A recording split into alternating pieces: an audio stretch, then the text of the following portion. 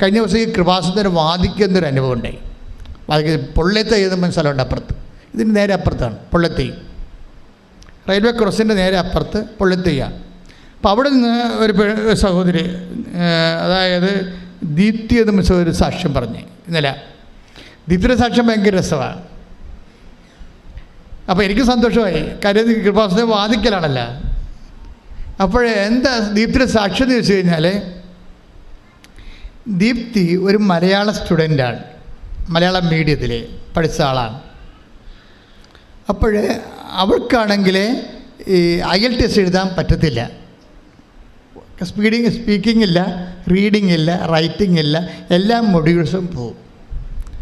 അപ്പോൾ അവളങ്ങനെ ഇരുന്ന് വിഷമിക്കുകയാണ്. അവളൊരു ദിവസം ഇങ്ങനെ വീടിൻ്റെ വാതിക്കൽ അമ്മയുമായിട്ടിരുന്ന് സംസാരിച്ചുകൊണ്ടിരിക്കുകയാണ്. അപ്പോൾ സംസാരിച്ച് അവളുടെ IELTSൻ്റെ കോഴ്സിന് പോവുകയുള്ളൂ. IELTSൻ്റെ കോഴ്സിന് പോയിട്ട് വിദേശത്ത് പോകാൻ വേണ്ടി IELTSൻ്റെ കോഴ്സിന് പോകും ദീപ്തി. പക്ഷേ അങ്ങനെ പോകാൻ വേണ്ടി അങ്ങനെ ക്ലാസ്സിൽ പോയിട്ടും ഇവർക്ക് ക്യാച്ച് ചെയ്യാൻ പറ്റണില്ല. സ്പീക്കിംഗ് ക്യാച്ച് ചെയ്യാൻ പറ്റണില്ല, റൈറ്റിംഗ് പറ്റണില്ല, എല്ലാം ആകപ്പാടെ കുളവാകുകയാണ്. അപ്പോൾ തോക്കുമെന്ന് ഉറപ്പായി. അപ്പോൾ ഇവർക്ക് സങ്കടമായി, മഹാസങ്കടമായി. അപ്പോൾ അതിരുന്ന് അമ്മയോട് പറയണം, അമ്മ എനിക്കത് കണ്ടിന്യൂ ചെയ്യാൻ പറ്റുമെന്ന് തോന്നുന്നില്ല, വല്ല ഇംഗ്ലീഷ് മീഡിയത്തിലും പഠിച്ചാൽ മതിയായിരുന്നു. ഈ മലയാളം പഠിച്ചത്തിൽ പഠിച്ച കാരണം ഒന്നും ശരിയാണില്ല, ഞാൻ ഇത് നിർത്തണ, തുടങ്ങണ, പരീക്ഷ എഴുതിയിട്ട് വല്ല കാര്യമുണ്ട്, ഒന്നും അറിയാൻ പാടില്ലെന്ന് പറഞ്ഞ് സങ്കടവും പറഞ്ഞുകൊണ്ടിരിക്കുകയാണ് അമ്മയും മകളും കൂടി. അപ്പോൾ അമ്മ അപ്പുറത്ത് വർക്ക് ചെയ്യണം, എൻ്റെ ഇടയ്ക്ക് ഇവൾ വാദിക്കരുന്നുണ്ട്, അമ്മയോട് ഓരോ കാര്യങ്ങൾ പറഞ്ഞുകൊണ്ടിരിക്കുകയാണ്. അപ്പോൾ അമ്മക്കളുടെ സ്വഭാവം അറിയാമില്ല. അങ്ങനെ സമയത്ത് ഇവിടെ ഒരു കാഴ്ച കാണും വാതിക്കലേ, വീടിൻ്റെ വാതിക്കലേ. അപ്പോൾ അവൾ മാത്രമാണ് ഈ കാഴ്ച കാണുന്നതെന്നറിയാൻ വേണ്ടി ഇവൾ അമ്മേ ഇങ്ങോട്ട് വന്നേ, പെട്ടെന്ന് ഇങ്ങോട്ട് വന്നേ, ആ വാതിക്കലോട്ട് നോക്കിയേ, അമ്മ ഇതാരാണെന്നറിയാമോ അമ്മയ്ക്ക്? അപ്പോൾ അമ്മ പറയും, ഇത് കൃപാസനം മാതാവാണല്ല എന്ന് പറയും. നിങ്ങൾ ചിന്തിച്ച് നോക്കിയേ, ഇവൾക്ക് കൃപാസനം മാതാവാണെന്ന് അറിയാം, പക്ഷെ ആ കാഴ്ച അമ്മ കാണുന്നുണ്ടോ എന്നറിയാൻ വേണ്ടി അടുക്കളയിൽ നിന്ന് അമ്മയെ വിളിച്ച് വരുത്തിയിട്ട് അമ്മയെ കാണിക്കുമ്പോൾ അമ്മയാണ് പറയണത് ഇത് കൃപാസനം മാതാവാണെന്ന്. Praise the lord. ഹല്ലേലൂയ. സ്തുതിയുടെ ഹല്ലേലൂയ. യേശുവേ ആരാധന. ഹല്ലേലൂയ.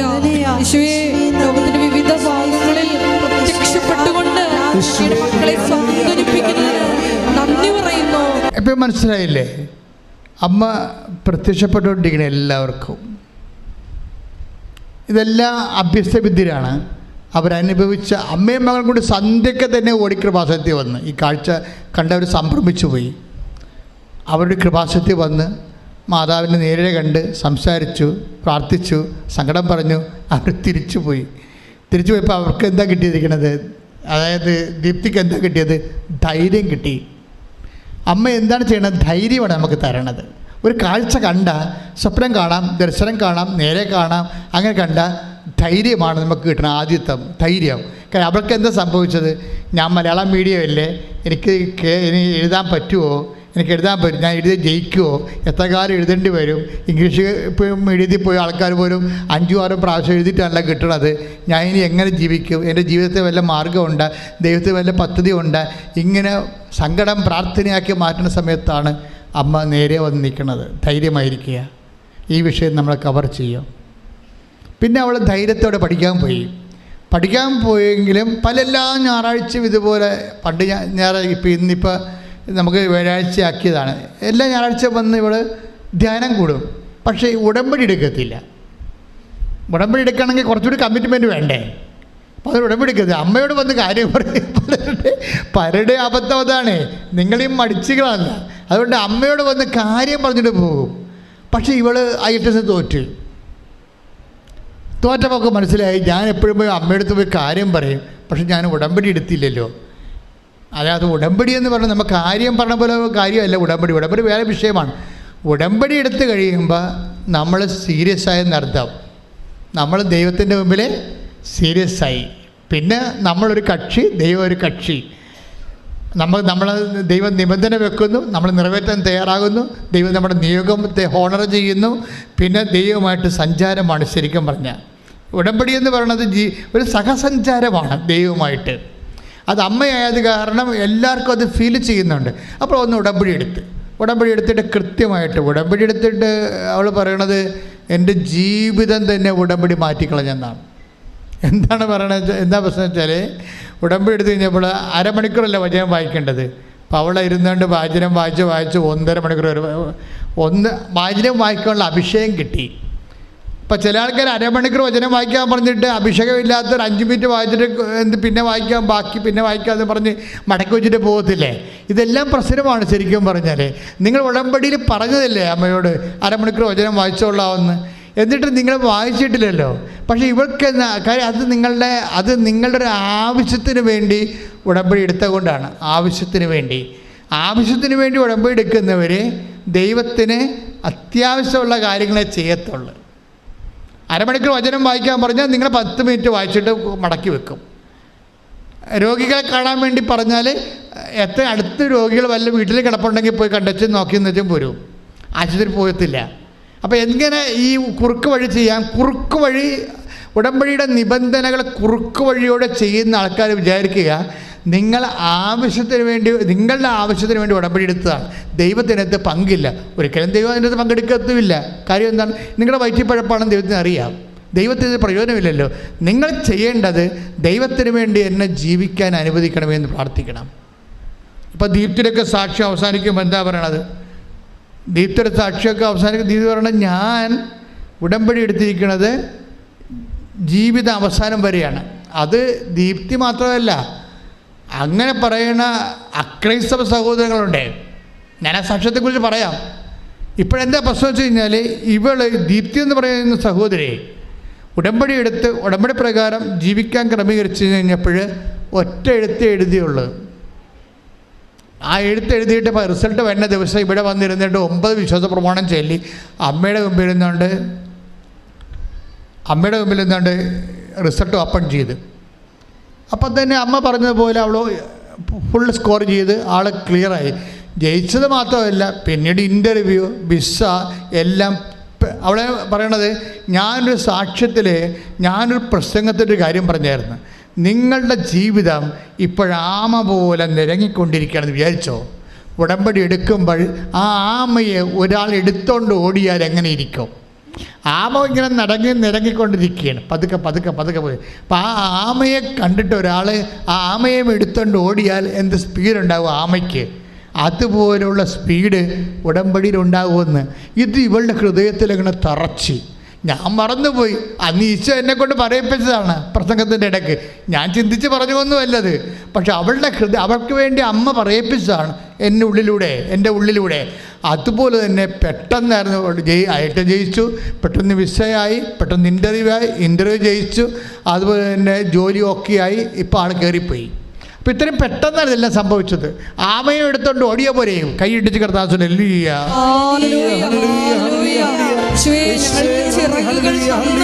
ഞങ്ങളെ ലക്ഷ്യത്തിലെത്തിക്കുന്ന ഉടമ്പടി പ്രാർത്ഥന തന്നതിന് നന്ദി പറയുന്നു.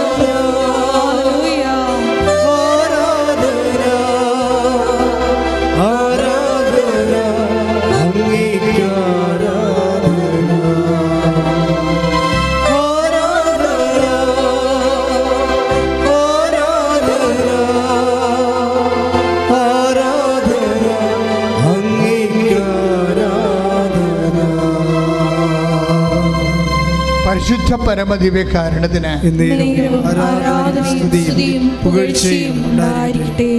അതായത് പിന്നെ നിങ്ങൾ ഉടമ്പടിക്കാർ ശ്രദ്ധിക്കേണ്ട ഒരു കാര്യം വെച്ച് കഴിഞ്ഞാൽ ഇപ്പം ഈ ദിവസങ്ങളിൽ മിനി രാജൻ എന്നും പറഞ്ഞൊരു മോളുടെ സാക്ഷ്യം ഉണ്ടായി.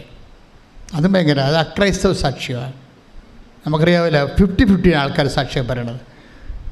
ഉടമ്പടിയിൽ അമ്മ ആർക്കും ഡിസ്ക്രിമിനേഷൻ ഇല്ല, ആർക്കും പക്ഷഭേദമില്ല. മിനി രാജൻ്റെ പ്രശ്നം എന്താണെന്ന് വെച്ച് കഴിഞ്ഞാൽ മിനി രാജൻ എന്ന് വരുമ്പോൾ അവരുടെ പ്രശ്നം വെച്ചാൽ അവർക്ക് ഒരു മകനുണ്ട്. മകന് പൊക്കമില്ല. അവളൊരു പൂക്കട നടത്തിക്കൊണ്ടിരിക്കുകയാണ്. പൊക്കമില്ലാത്ത അപ്പോൾ ഭയങ്കര സങ്കടമാണ്. പൊക്കമല്ലേ, സംസാരിക്കത്തില്ല. മകനുണ്ട്, സംസാരിക്കത്തില്ല. അപ്പോൾ സംസാരിക്കാത്ത മകന് ജീവിത പങ്കാളി കിട്ടണ ഭയങ്കര പാടല്ലേ. അപ്പം മിനി രാജൻ ഉടമ്പടി എടുത്തു കഴിഞ്ഞപ്പോൾ അമ്മ ഇതാണല്ലോ അവളുടെ ഉത്കണ്ഠ, ഇതാണല്ലോ. അപ്പോൾ അമ്മ ഒരു ദർശനം കാണിക്കും. എന്താണ് ഒരു മണ്ഡപം.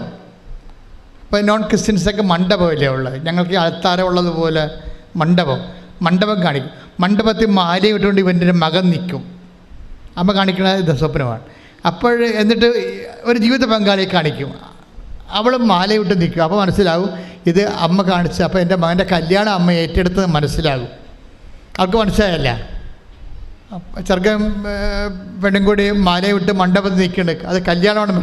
അപ്പോഴേ ഇവൾക്ക് തോന്നും, ഇത് ഞാൻ ഉടമ്പടി എടുത്തതുകൊണ്ട് ഈ വിഷയം എനിക്കിങ്ങനെ കല്യാണ വിഷയമായതുകൊണ്ട് എൻ്റെ മനസ്സിൽ തോന്നിയ പോലെ ഇങ്ങനെ സ്വപ്നം കണ്ടാണെന്ന് വിചാരിക്കും. പക്ഷേ അടുത്ത ദിവസം തന്നെ കല്യാണം നടക്കും. Price the lord, hallelujah. അമ്മ കാണിച്ച അതുപോലെ നടന്നു കഴിയുമ്പോൾ പിന്നെ ഇവർക്ക് ദുഃഖമുണ്ട്. എന്താണ്, ഒരു സംസാരിക്കാത്ത ജീവിത പങ്കാളിത്തെ തന്നെയാണ് കല്യാണം കഴിച്ചിരിക്കുന്നത്. അപ്പോഴവർക്കൊരു പ്രശ്നം ഉണ്ടാകും. അപ്പോൾ അവർ എഡ്വിനെന്ന് പറഞ്ഞവരോട് സെയിൽസ് ടാക്സ് ഓഫീസറാണ്. ഈ പൂക്കടയിൽ ചെന്നപ്പോഴേ ഇവളോട് പറഞ്ഞത്, നിനക്ക് സങ്കടം ഉണ്ടെങ്കിൽ വന്ന് ഉടമ്പടി എടുക്കുക എന്ന് പറഞ്ഞത്. അങ്ങനെ അവൾ ഉടമ്പടി എടുത്താണ് കല്യാണം നടന്നത്. അപ്പോൾ എഡ്വിൻ സാറിനോട് ഉടനെ ഇവള് മിന്നി രാജൻ പറയും, സാറേ ഇനി പിള്ളേരുണ്ടാകുമ്പോൾ ഭർത്താവിനും ഭാര്യയ്ക്കും സംസാരിക്കാൻ കഴിവില്ലല്ലോ, അപ്പോൾ മക്കൾക്കും സംസാരിക്കാൻ കഴിവില്ല വന്നാൽ എന്തു ചെയ്യും, അതെൻ്റെ വലിയ ദുഃഖമാണെന്ന് പറയും. അപ്പോൾ ഉടനെ എഡ്വിൻ സാറ് പറയും, എഡ്വിൻ സാർ ഒരു മെൻഡർ മിഷണറിയാണ്. വെച്ചാൽ മിഷണറിയാണ്, പക്ഷെ മെൻഡർ. എഡ്വിൻ സാർ പറയും, നീ വിഷമിക്കണ്ട, ഞാൻ ഉടമ്പടി പുതുക്കുമ്പോൾ നിൻ്റെ മകന് ജനിക്കാൻ പോണ കുഞ്ഞ് സംസാരിക്കാൻ വേണ്ടി ഞാൻ അമ്മയോട് പറയാമെന്ന് പറയും. അതാണ് മെൻഡർ മിഷണറി എന്ന് പറയണത്. ഇങ്ങനെ കുറേ മെൻഡർ മിഷണറിമാരുണ്ട്. വെച്ച് കഴിഞ്ഞാൽ അവർ മറ്റുള്ളവരെ പ്രോത്സാഹിപ്പിച്ചുകൊണ്ടിരിക്കും. അവർക്കൊക്കെ ദൈവം നിത്യസമാനം വച്ചിരിക്കുന്നത് ഭയങ്കരമായിരിക്കും. അത് കഴിഞ്ഞാൽ അവർ ദൈവത്തെ അറിയിക്കുക മാത്രമല്ല, അറിഞ്ഞവരുടെ ഉത്തരവാദിത്തങ്ങൾ അറിഞ്ഞവരുടെ ഉത്തരവാദിത്തങ്ങൾ ഏറ്റെടുത്തുകൊണ്ട് അവർക്ക് വേണ്ടി പ്രാർത്ഥിക്കുന്ന വലിയ സുവിശേഷ വേലയാണ് ചെയ്യുന്നത്. അങ്ങനെ എന്തുമാത്രം ആൾക്കാർ സുവിശേഷ വേല ചെയ്യുന്നുണ്ട് ലോകത്ത് മുഴുവനും. അതുകൊണ്ടല്ലേ ഈ ആൾക്കാരൊക്കെ ദൈവത്തിൻ്റെ ആശ്വാസം പ്രാപിച്ച് പോണത്. പക്ഷേ ആ കുഞ്ഞ് അവൾ പ്രഗ്നൻ്റായി, അവൾ പ്രസവിച്ച് കഴിഞ്ഞപ്പോൾ ആ കുഞ്ഞ് നല്ലവണ്ണം സംസാരിക്കും. ശ്രദ്ധിക്കട്ടെ, ഹല്ലേലൂയ.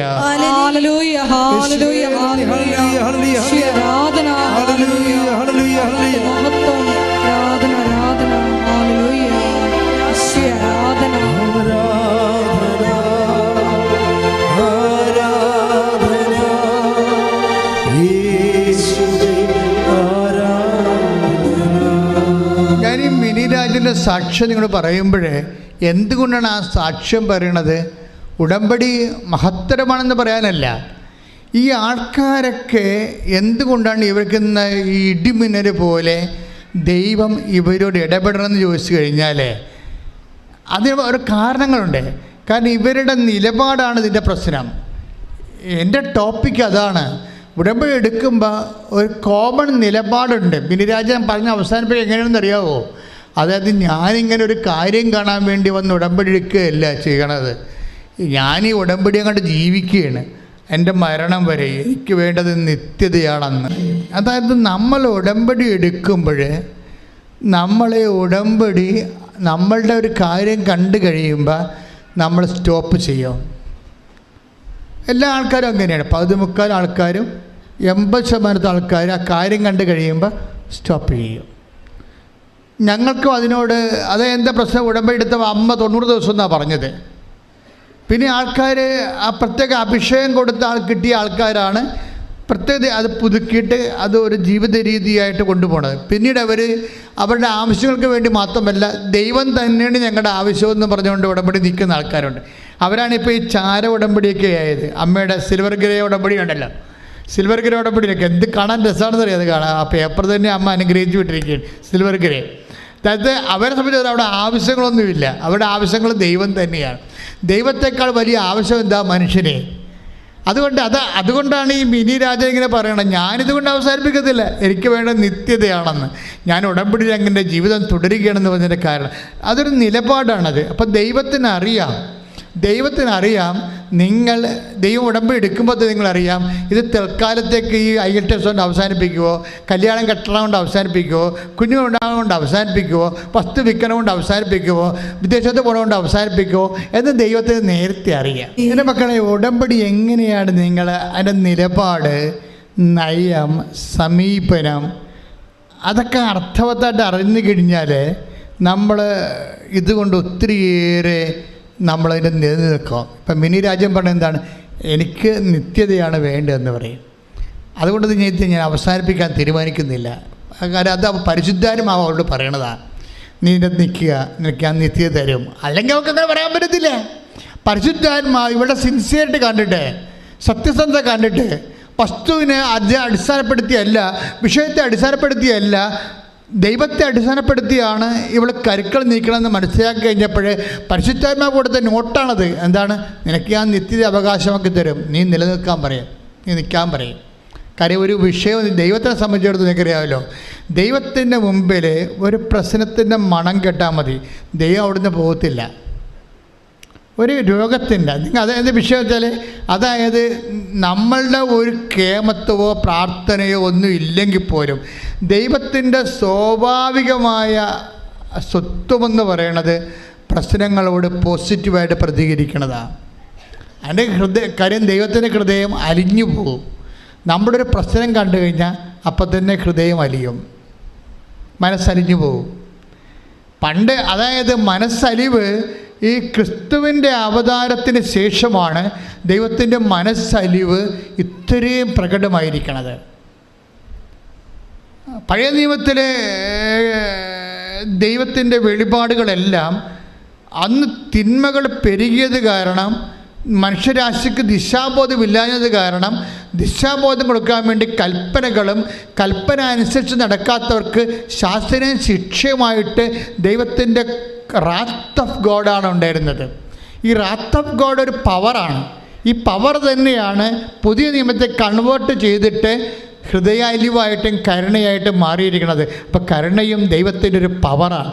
അപ്പോൾ ദൈവത്തിൻ്റെ സ്വഭാവം എന്ന് പറയുന്നത് സ്വാഭാവികമായ സങ്കടങ്ങളോട് റിസപ്റ്റിവിറ്റിയുള്ള സ്വഭാവമാണ്. അതുകൊണ്ടാണ് ആര് പ്രാർത്ഥിച്ചാലും എന്ത് വിഷയമായാലും ദൈവം എന്ന് വിളിക്കുമ്പോൾ ഏത് മൈതാനത്ത് നിന്ന് വിളിച്ചാലും ദൈവം കേൾക്കണതിൻ്റെ കാരണം അതാണ്. പക്ഷെ നമുക്കങ്ങനെ മൈതാന ബന്ധമല്ല വേണ്ടത്. അപ്പനും മക്കളും തമ്മിലുള്ള ബന്ധം മൈതാന ബന്ധമാണോ? അല്ല. അത് നമ്മൾ മനസ്സിലാക്കിയാൽ മതി. അപ്പനും മക്കളും തമ്മിലുള്ള ഗാർഹിക ബന്ധവും രക്തബന്ധവുമാണ്. അവൻ നഗര കവാടത്തിനടുത്തെത്തിയപ്പോൾ പറഞ്ഞേ അവൻ നഗര കവാടത്തിന് അടുത്തെത്തിയപ്പോൾ മരിച്ചുപോയ ഒരുവനെ ചിലർ എടുത്തുകൊണ്ട് വരുന്നത് കണ്ടു. ഒരു വിധവയുടെ ഏകപുത്രനായിരുന്നു അവൻ. പട്ടണത്തിൽ നിന്ന് വലിയൊരു ജനക്കൂട്ടവും അവളോടൊപ്പം ഉണ്ടായിരുന്നു. അവളെ കണ്ട് മനസ്സലിഞ്ഞ് കർത്താവ് അവളോട് പറഞ്ഞു, കരയേണ്ട. അവൻ മുന്നോട്ട് വന്ന് ശവമഞ്ചത്തിന്മേൽ തൊട്ടു. അത് വഹിച്ചിരുന്നവർ നിന്നു. അപ്പോൾ അവൻ പറഞ്ഞു, യുവാവേ, ഞാൻ നിന്നോട് പറയുന്നു, എഴുന്നേൽക്കുക. മരിച്ചവൻ ഉടനെ എഴുന്നേറ്റിരുന്നു. അപ്പോഴ് മരിച്ചവനെ ഉയർപ്പിക്കുന്ന കർത്താവിൻ്റെ ജീവിതത്തിലെ ഏറ്റവും പ്രധാനപ്പെട്ട ഒരു അനുഭവമാണിത്. നിങ്ങൾക്കറിയാമല്ലോ, ഇതിന് ആരും പ്രേരിച്ചില്ല. ആ വിധവ കരഞ്ഞ് പറഞ്ഞോ, കർത്താവ് എൻ്റെ മകനെ ഉയർപ്പിക്കണമെന്ന് പറഞ്ഞോ?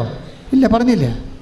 ദൈവത്തിൻ്റെ സ്വാഭാവികമായ ഒരു ഇത് മനുഷ്യൻ്റെ പ്രശ്നങ്ങളോടും കണ്ണുനീരിനോടും നേരിട്ട് ആരും പറയാതെയും ചോദിക്കാതെയും പ്രാർത്ഥിക്കാതെയും തന്നെ ഇൻട്രാക്ട് ചെയ്യുന്ന സ്വഭാവമാണ്. സ്വാഭാവികമായി അതിനോട് പ്രതികരിക്കുന്ന സ്വഭാവമാണ് ദൈവത്തിനുള്ളത്. ഇതാണ് മനസ്സലിവെന്ന് പറയണത്. അപ്പോൾ അതുപോലെ അത് നമ്മൾ മനസ്സിലാക്കുക. അതേ പക്ഷേ ഇത് അതുകൊണ്ടാണ് പല കാര്യങ്ങളും നമ്മൾ എവിടെ ഇരുന്ന് പറഞ്ഞാലും ദൈവം കേൾക്കും, ഒരു പ്രശ്നവും ഇല്ല അതിനകത്ത്. പിന്നെ നമ്മൾ എന്താണ് ഉടമ്പടി എടുക്കണമെന്ന് വെച്ച് കഴിഞ്ഞാൽ നമ്മൾക്ക് ഈ മൈതാന ബന്ധം പോരാതെ വരുമ്പോഴാണ് മനസ്സിലായത്. നമുക്കെന്താ വേണ്ടത്? ഒരു വ്യക്തിബന്ധമാണ് വേണ്ടത് ദൈവമായിട്ട്.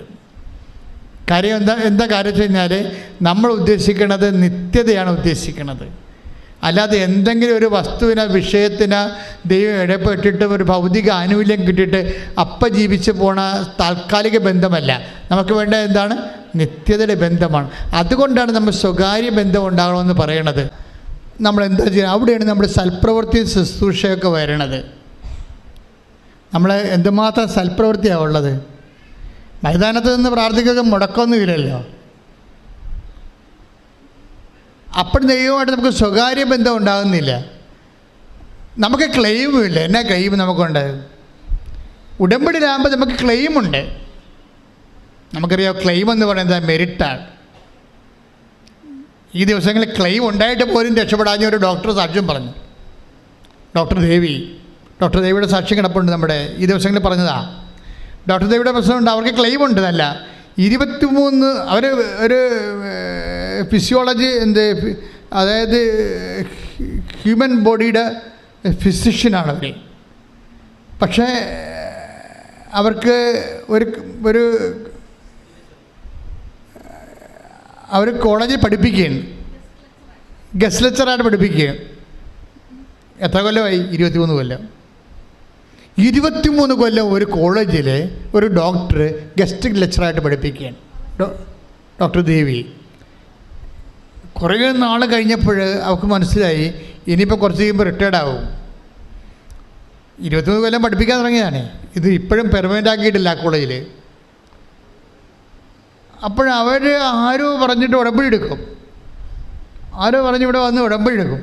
ഉടമ്പടി എടുത്ത് കഴിയുമ്പോൾ അവരവിടെ പ്രിൻസിപ്പൾ വിളിക്കും. എന്താ വിളിക്കുന്നത് വെച്ച് കഴിഞ്ഞാൽ, നിങ്ങൾക്ക് വേറെ കോളേജ് വല്ല നോട്ടം ഉണ്ടോ, അതോ ഈ കോളേജിൽ തന്നെ പെർമനൻ്റായിട്ട് തുടരാൻ താല്പര്യമുണ്ടോ ചോദിക്കും. അപ്പോൾ ഡോക്ടർ ദേവി പറയും, ഞാൻ പെർമനൻ്റായിട്ട് തുടരാൻ താല്പര്യമുണ്ട്, കോളേജിൻ്റെ കരിക്കുലത്തിൻ്റെ ഭാഗമാകാൻ താല്പര്യമുണ്ടെന്ന് പറയും. പക്ഷേ എന്നിട്ട് ഉടനെ ഇവരെ പെർമനൻ്റ് ലെക്ചറാക്കി അവർ അപ്പോയിൻറ്റ് ചെയ്യും. 23 വർഷം നടക്കേണ്ടത് അതായത് 23 വർഷം ഗസ്റ്റ് ലെക്ചറാണ്. വന്നും പോയി പഠിപ്പിച്ചുകൊണ്ടിരുന്ന ആളാണ്. അപ്പോൾ ഈ ഡെയിലി വേജസ് പോലെ കിട്ടത്തുള്ളൂ ഗസ്റ്റ് ലെക്ചർമാർക്ക്. അപ്പം അതിൻ്റെ ശമ്പളം കിട്ടത്തില്ല. ഉടമ്പടി എടുത്ത ഉടനെ അതല്ല പ്രശ്നം. ഡോക്ടർ ദേവി പറയണത്, ഞാൻ ഉടമ്പടി എടുത്ത നിമിഷം തന്നെയാണ് അവിടെ പ്രിൻസിപ്പളും മാനേജറുമൊക്കെ എൻ്റെ പഴയ ഹിസ്റ്ററി ചകഞ്ഞത്. അതാണ് ഞാൻ മുമ്പ് പറഞ്ഞത്, മരിയൻ സൈൻ. എല്ലാത്തിലും ഒരു മരിയൻ സ്റ്റിഗ്മാത്ത ഉണ്ടാകും. അതായത് മരിയൻ അടയാളങ്ങൾ കാണും. അത് അമ്മ തന്നെ ചെയ്തു തന്നാണെന്ന് നമുക്ക് ബോധ്യപ്പെടുന്ന രീതിയിൽ അമ്മ അനുഗ്രഹിക്കത്തുള്ളത്. അപ്പോൾ അവരോട് പറഞ്ഞിട്ട് ഞാൻ ഉടമ്പടി എടുത്ത ആ മണിക്കൂറും അവർ എൻ്റെ പഴയ ഫയലുകൾ നോക്കി. ഫയൽ നോക്കിയപ്പോൾ ഇവർക്ക് റിമാർക്സൊന്നുമില്ല. എന്താ പ്രശ്നം വെച്ച് കഴിഞ്ഞാൽ, ഇവരെയും മെരിറ്റുള്ള ആളാണ്. പക്ഷേ അവർക്ക് കൂടി താല്പര്യം വരണ്ടേ? അപ്പോയിൻമെൻറ്റ് ചെയ്യുന്നവർക്ക് നമ്മുടെ മെരിറ്റ് ഉണ്ടെന്ന് പറഞ്ഞ് നമുക്ക് ക്ലെയിമില്ല. അത് അവർക്ക് കൂടി താല്പര്യം വേണം.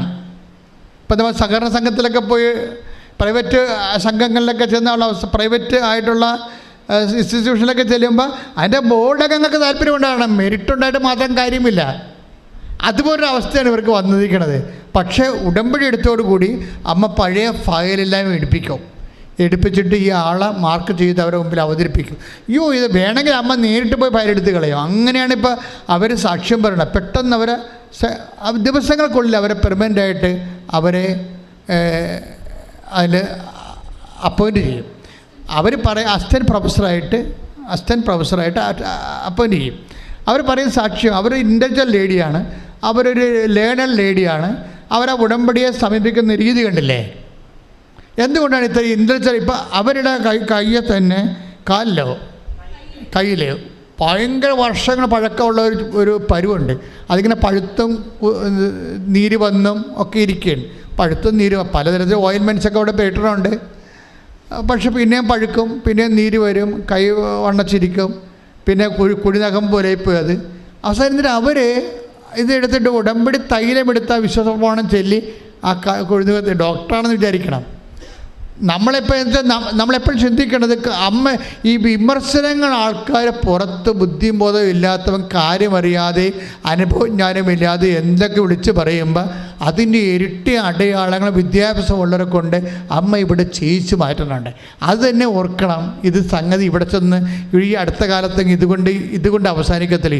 ഇത് അമ്മയും കൂടെ മുന്നോട്ട് കൊണ്ടുപോവുക. അമ്മയുടെ പ്രത്യക്ഷീകരണം സമയക്കടികാരം നെഞ്ചിൽ ചാർത്തിക്കൊണ്ട് ദുരന്തമുണ്ടാകാൻ പോകുന്നത് പ്രാർത്ഥിക്കണമെന്ന് പറഞ്ഞ പ്രത്യക്ഷീകരണം സഭ ഏറ്റെടുത്ത് ലോകം മുഴുവൻ പ്രചരിപ്പിക്കുന്നവരെ അടയാളങ്ങൾ കിട്ടിക്കൊണ്ടേയിരിക്കും. അപ്പം അതുകൊണ്ട് തന്നെ അതായത് അത് ക്രൈസ്തവരായാലും ശരി, അക്രൈസ്തവരായാലും ശരി, ആരായാലും ശരി, ഡോക്ടറായാലും ശരി, പഠനം ഇല്ലാത്തവരായാലും ശരി, ആർക്ക് വിശ്വസിക്കാൻ കഴിയുന്നുവോ അവരെല്ലാം ദൈവത്തിൻ്റെ മഹത്വം കാണും.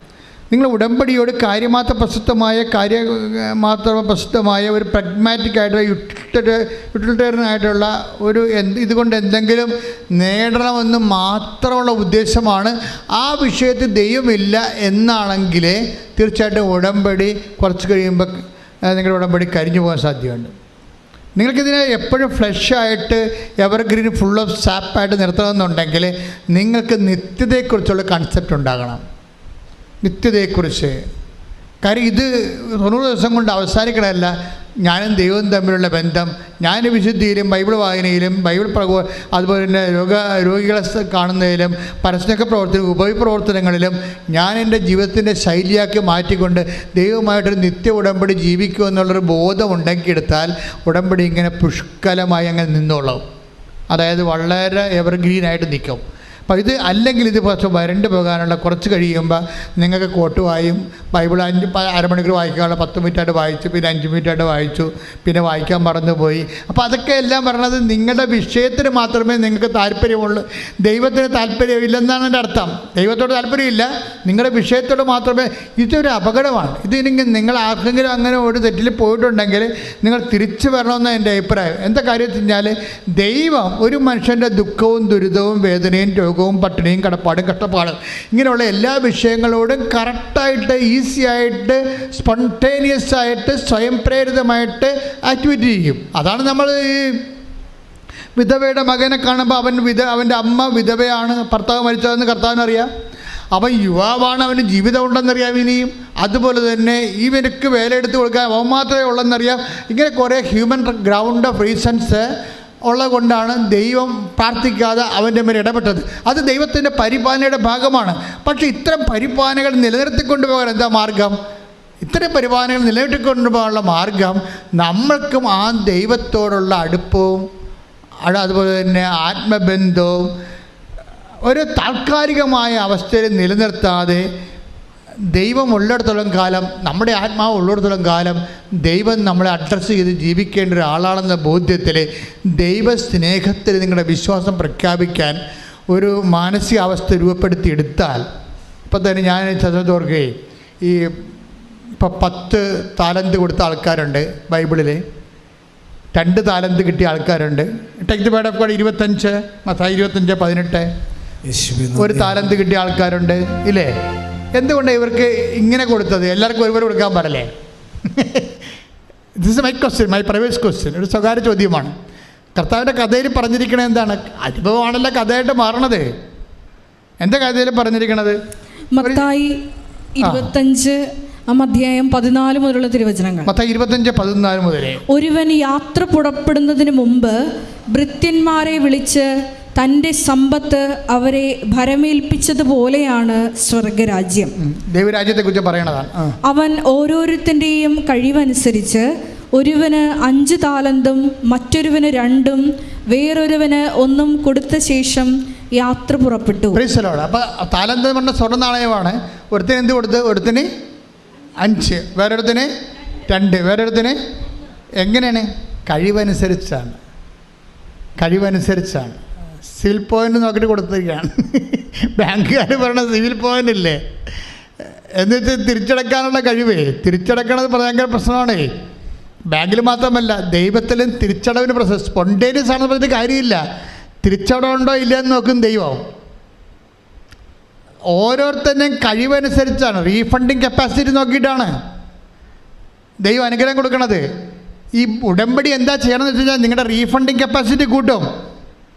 നിങ്ങൾ വെറുതെ പ്രാർത്ഥിച്ച കൊണ്ട് കാര്യമില്ല. വെറുതെ പ്രാർത്ഥിക്കുന്നത് അല്ലെങ്കിൽ പ്രാർത്ഥിച്ച് എന്തെങ്കിലും വിഷയം ബൈബിൾ എടുത്ത് വായിക്കുന്നതിനേക്കാളും ഇത് ക്ലെയിം ഉള്ളത് എന്താണ്? നമ്മളതിനകത്ത് ഇൻവെസ്റ്റ് ചെയ്യുന്നുണ്ട്, റീഫണ്ട് ചെയ്യുന്നുണ്ട്, തിരിച്ച് ദൈവം അത് പ്രതീക്ഷിക്കുന്നുണ്ട്. ഉറപ്പല്ലേ? അനുഗ്രഹം തരിക മാത്രമല്ല, ദൈവം തിരിച്ചെന്തോ പ്രതീക്ഷിക്കുന്നുണ്ട്. തന്ന അനുഗ്രഹത്തിൻ്റെ ഇരട്ടി തിരിച്ച് പ്രതീക്ഷിക്കുന്നുണ്ട്. എന്താണ് അതിലാണ് ഓരോരുത്തരുടെയും കഴിവനുസരിച്ച് എന്ന് പറയണത്. വചനം എത്രയാണത്?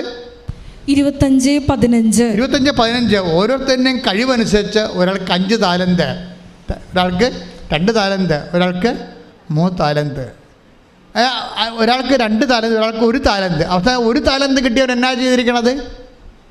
മത്തായി 25:18. എന്നാൽ 1 താലന്ത് ലഭിച്ചവൻ, മത്തായി 25:18, എന്നാൽ 1 താലന്ത് ലഭിച്ചവൻ പോയി നിലം കുഴിച്ച് യജമാനന്റെ പണം മറച്ചു വെച്ചു. ഈ കക്ഷിക്ക് അറിയാവുന്ന കാര്യം ഇതാണ് ആകപ്പാടെയുള്ളത്. വേറെ ഒരു പരിപാടി അറിയത്തില്ല. എന്നിട്ട് മാറിക്കിടന്ന് മൂക്കറ്റം തിന്നേച്ച് ഉറങ്ങും. അത്രേ ഉള്ളൂ. കുഴിച്ചിടുന്ന പാർട്ടിയാണ്. അതായത് ഈ ഉടമ്പടി എടുത്തിട്ട് പിന്നെ കുഴിച്ചിടുന്ന ക്രിസ്ത്യാനികളെ കെട്ടിക്കഴിഞ്ഞാൽ ദൈവം അവനെ പിടിച്ച് കുഴിച്ചിടാൻ സാധ്യതയുണ്ട്. എന്താ പറയുക? ഈ ഉടമ്പടി എടുത്തു കഴിഞ്ഞാൽ പിന്നെ നമ്മൾ കിട്ടിയ അനുഗ്രഹത്തെ അത് ഇരട്ടിപ്പിക്കാൻ നോക്കണം. ഇത് അനുഗ്രഹമായാലും സൽപ്രവൃത്തി ആയാലും ദൈവം ഇരട്ടിയാണ് ആഗ്രഹിക്കുന്നത് തിരിച്ച്. അതുകൊണ്ട് ഈശോയുടെ രീതിയെല്ലാം അങ്ങനെയാണ്. 1 മൈൽ പോകാൻ പറഞ്ഞാൽ 2 മൈൽ പോകണമെന്ന് പറയുമ്പോൾ തന്നെ അങ്ങനെയാണ്. അത് ഇതിൻ്റെ പ്രശ്നം വെച്ച് കഴിഞ്ഞാൽ ഇപ്പം നിങ്ങൾ ചെയ്തുകൊണ്ടിരിക്കുന്ന പല ആൾക്കാരും ചെയ്തുകൊണ്ടിരിക്കുന്നത് ഇവിടുന്ന് തരുന്നതിൻ്റെ പകുതിയാണ് ചെയ്യണത്. അത് ആ കുഴിച്ചിടുന്ന പാർട്ടിയെ പോലെ വരും. അതാണ് വരാൻ വരെ പല ആൾക്കാരുടെ ഉടമ്പടി ക്രാക്കാകാത്തതിൻ്റെ കാരണം ഇതുപോലെ കുഴിച്ചിടൽ പാർട്ടികളായതുകൊണ്ടാണ്. ദൈവം നമ്മൾക്ക് ഇന്ന് പ്രതീക്ഷിക്കുന്നുണ്ട്. കഴിവനുസരിച്ചാണ് കൊടുക്കണത്. അല്ലാതെ ഇതിൻ്റെ അകത്ത് എല്ലാവർക്കും ഒരുപോലെ അല്ല കൊടുക്കണത്. ആർക്കാണ് കൂടുതൽ വിശ്വസിക്കാനോ പ്രാർത്ഥിക്കാനോ അതനുസരിച്ച് ദൈവസ്നേഹത്തോടെ പ്രവർത്തിക്കാനോ കഴിയുന്നവന് ദൈവം ഇരട്ടി കൊടുക്കും. ഭൗതിക ആനുകൂല്യം മാത്രമല്ല, ദൈവത്തിൽ നിന്ന് നമുക്ക് ലഭിക്കുന്നത് ദൈവിക കൃപയാണ്. അത് ദൈവത്തിൻ്റെ ശക്തിയാണ്. അത് നിത്യമഹത്വത്തിന് ഉതകുന്ന ദൈവത്തിൻ്റെ ശക്തിയാണത്. അപ്പം അതുകൊണ്ട് തന്നെ എൻ്റെ സഹോദരങ്ങൾ, ഒരു കാരണം മാന്യം കൂടാതെ, സൽപ്രവർത്തികളിൽ മാന്യം കൂടാതെ, take the word of God. സ്തുതിക്കട്ടെ. ഹല്ലേലൂയ, ഹല്ലേലൂയ, ഹല്ലേലൂയ, ഹല്ലേലൂയ. യേശുവേ നന്ദി. ഹല്ലേലൂയ, ഹല്ലേലൂയ, ഹല്ലേലൂയ, ഹല്ലേലൂയ, ഹല്ലേലൂയ. യേശുവേ സ്തുതി. ഹല്ലേലൂയ, ഹല്ലേലൂയ. ആരാധന, ആരാധന, ആരാധന, ആരാധന. യേശുവേ നന്ദി. മഹത്വം, മഹത്വം, മഹത്വം, മഹത്വം. ഹല്ലേലൂയ, ഹല്ലേലൂയ, ഹല്ലേലൂയ. യേശുവേ സ്തുതി. ഹല്ലേലൂയ, ഹല്ലേലൂയ. ആരാധന, ആരാധന യേശുവേ, ആരാധന, ആരാധന, ആരാധന യേശുവേ, ആരാധന, ആരാധന, ആരാധന സ്നേഹമേ, ആരാധന. ഞങ്ങൾ നിങ്ങളോട് സൽപ്രവൃത്തികൾ ചെയ്യാൻ വേണ്ടി നിർബന്ധിക്കാം. അത് സമ്മർദ്ദമാണ്. എന്താ കാര്യം എന്ന് വെച്ച് കഴിഞ്ഞാൽ, നിങ്ങൾ കുഴിച്ചിടുന്ന പാർട്ടിയാണെന്ന് ദൈവത്തിന് നേരത്തെ അറിയാൻ പറ്റും. ഇതൊന്നും നടക്കത്തില്ല. ഉടമ്പടിത്തിക്കൊണ്ട് വീട്ടിൽ വെച്ചിട്ട് നിങ്ങളുടെ പരിപാടിക്ക് പോകുകയേ ഉള്ളൂ. ഒരു രോഗിയെ പോലും പോയി കാണത്തില്ല, ഒരു പത്രം പോലും കൂടെയും കൊടുക്കത്തില്ല എന്നെല്ലാം ദൈവത്തിന് അറിയാവുന്ന കുഴിച്ചിടുന്ന പാർട്ടിയാണെന്ന് ദൈവത്തിന് നേരത്തെ അറിയാൻ പറ്റും.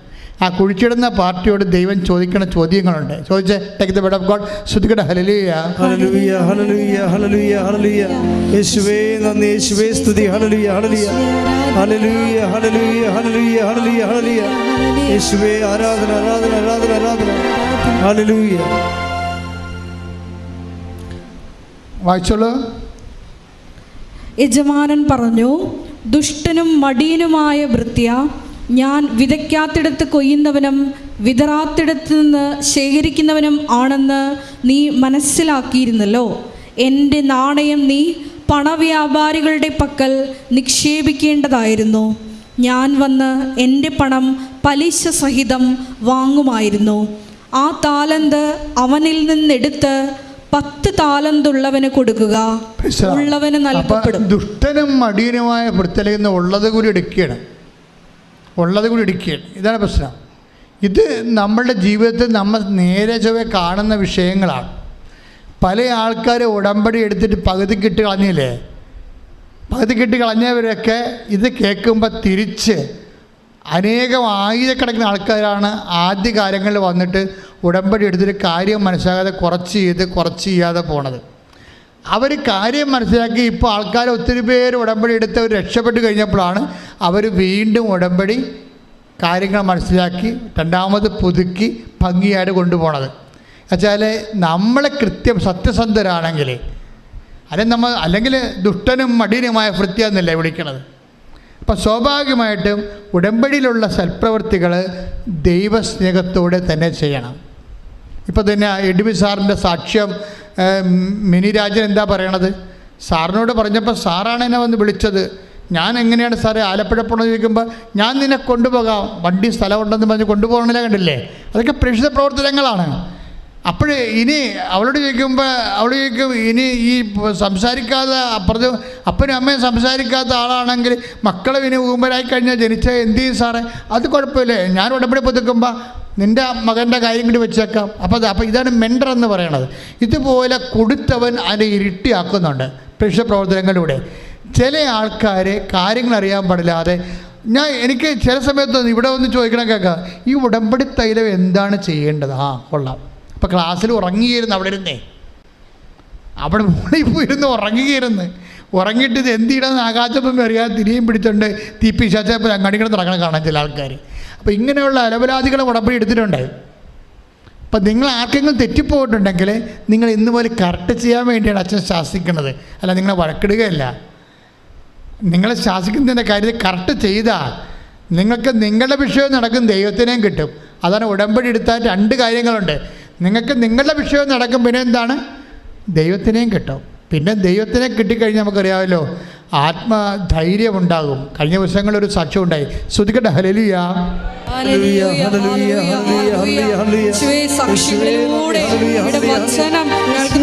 നന്ദി പറയുന്നു.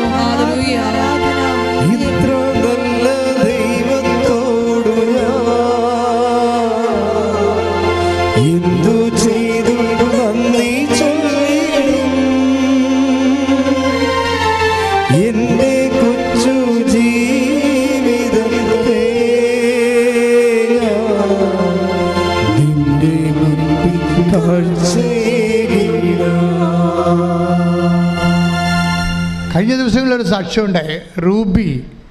റൂബി കുറ്റൂർ, തൃശ്ശൂർക്കാരത്തിയാണ്. ആ സാക്ഷ്യം കേൾക്കണം, നല്ല രസമാണ്. അവരുടെ മനസ്സിന് ധൈര്യം പോയിരിക്കുകയാണ്. ഇപ്പം ധൈര്യത്തെക്കുറിച്ചല്ല ഞാൻ സംസാരിച്ചത്. അപ്പം ധൈര്യം പോയി. എന്താ കാര്യം എന്നറിയാമോ? വീട് ഡിലാപ്പിഡായി, അവിടെ വീട് ഉറഞ്ഞിരിക്കുക. അപ്പം അത് ഇടിച്ചു മുടിഞ്ഞ് താഴെ വീണാൽ പിന്നെ പുതിയ വീട് വെക്കാൻ കാശില്ല. അപ്പം വിഷമിക്കുകയാണ് ആൾ. അപ്പം ഇത്രയും വീട് സെറ്റ് ചെയ്ത് പല പ്രാവശ്യം ശ്രമിച്ചെങ്കിലും നടന്നില്ല. അപ്പോൾ നടക്കാതെ വന്നപ്പോൾ ഇവർ വന്ന് ഉടമ്പടി എടുക്കും വീട് വെക്കാൻ വേണ്ടി. ഇങ്ങനെ ഉടമ്പടി എടുത്ത് ഉടമ്പടിയിൽ അങ്ങനെ ജീവിക്കുകയാണ്. തുടങ്ങിയതേ ഉള്ളൂ. കുമ്പസാരമൊക്കെ കഴിഞ്ഞ് കുർബാനയൊക്കെ സ്വീകരിച്ച് അങ്ങനെ പ്രാർത്ഥനയൊക്കെ കറക്റ്റ് ചെല്ലി തുടങ്ങിയപ്പോൾ ഒരു ദിവസം ഇവർ ആ ദിവസങ്ങളിൽ ഉടമ്പടി ദിവസങ്ങളിൽ പള്ളിയിൽ പോയി കഴിഞ്ഞപ്പോൾ പള്ളിയുടെ വാതിക്ക് നിൽക്കുമ്പോൾ പള്ളിയുടെ വാതിക്കൂടെ കയറാൻ നേരത്ത് പള്ളിയുടെ കിണറ്റിൻ്റെ വാതിക്ക് ഒരു സിമൻ്റ് ബക്കറ്റും പിടിച്ച് ഒരു ചേർത്ത് നിൽക്കണം. ഇവിടെ തന്നെ നോക്കിക്കൊണ്ട് നിൽക്കുകയാണ്. ഒരു കുടയും പിടിച്ച് നിൽക്കുകയാണ്. ഒരു കുടയും പിടിച്ച് സിമൻ്റ് ബക്കറ്റും പിടിച്ച് ചേർത്ത് നിൽക്കുകയാണ്. അപ്പോൾ ഉടനെ ഇവർ തന്നെ നോക്കി നിൽക്കുകയാണ്. വരാരിയിൽ അവിടെ ഇല്ല. അവരകത്ത് കയറി പള്ളിയുടെ അകത്തിരുന്നപ്പോഴും ഇവർ നോക്കുന്നുണ്ട്. ഇവരോട് എന്തോ പറയാനുണ്ട്. ഈ ചേടത്തിക്ക്, ഈ സിമൻറ്റ് ബക്കറ്റും പിടിച്ച് കുടയും പിടിച്ച് നിൽക്കുന്ന ചേടത്തിക്ക് ഇവരോടെന്തോ പറയാനുണ്ട്. പക്ഷെ അവർക്ക് അടുത്ത് വന്നിരുന്നെങ്കിൽ പറയാൻ പറ്റിയാലും, പക്ഷെ അവരങ്ങനെ വരേണ്ട കാര്യമാണെന്ന് തോന്നിയില്ല. അവരകത്ത് കയറി കഴിഞ്ഞപ്പോഴും ഇവർക്കൊരു ധൈര്യം കിട്ടി. അവരതാ പറയണത്, ഈ ചേടത്തിയെ കണ്ടതിന് ശേഷം എനിക്ക് വല്ലാത്ത ധൈര്യമായി. പിറ്റേ ദിവസം ഞങ്ങളുടെ വീട്ടിൽ എൻജിനീയർ വന്ന്, അത്രയും നാൾ വരാതിരുന്ന മനുഷ്യൻ വന്നിട്ട് പെരക്ക് സ്ഥാനം വളർന്നിട്ട് സ്കെച്ചും പ്ലാനും ആക്കിയിട്ട് ഉടനെ പെരപ്പണി ആരംഭിച്ചു. പെരപ്പണി തകൃതിയായിട്ട് നടന്നുകൊണ്ടിരിക്കുന്ന സമയത്ത് ഞാനൊരു ധ്യാനകേന്ദ്രത്തിൽ പോയി. 5 ദിവസത്തെ ധ്യാനത്തിന് പോയി. അപ്പോൾ ഒരു ബ്രദർ എന്നോട് ചോദിച്ചു, കൗൺസിലിംഗ് എന്ന ബ്രദർ ചോദിച്ചു, കൃപാസനം മാതാവിനെ കണ്ടല്ലേ എന്ന് ചോദിച്ചു. ഞാൻ വിയർത്തു പോയി എന്ന് പറഞ്ഞ്. കാര്യം ബ്രദറിനെ അവർ കിണറ്റിൻ ചുവട്ടി വെച്ച് കണ്ട ആൾ കൃപാസനം മാതാവാണെന്ന് അമ്മക്കറിയത്തില്ല. അതുകൊണ്ട് ബ്രദറിലൂടെ അമ്മയെ വെളിപ്പെടുത്തിയതാണ്. അപ്പം കറക്റ്റല്ലേ? സിമൻറ്റ് ബക്കറ്റ് പെരപണിയാനും ഉള്ള ആൾക്കാർ ഉപയോഗിക്കണമല്ലോ സിമൻറ്റ് ബക്കറ്റ്. കുടയെന്ന് പറഞ്ഞാൽ എന്താണ്? വീടിന് നമ്മൾ ഉപയോഗിക്കുന്നത് കുടയാണ്. വീടിൻ്റെ സിമ്പിൾ എന്താണ്? കുടയാണ്. മഴ വരാതിരിക്കാൻ വേണ്ടിയല്ലേ നമ്മൾ വീട് പണി താമസിക്കണത്. അപ്പം നിൻ്റെ വീട് പണിയാൻ വേണ്ടി ഞാൻ റെഡിയാണ്. സിമൻറ്റ് ബക്കറ്റും പിടിച്ച് കുടയും പിടിച്ച് ആൾ നിൽക്കുകയാണ്. കൈ ഇട്ടിച്ച് കർത്താവ്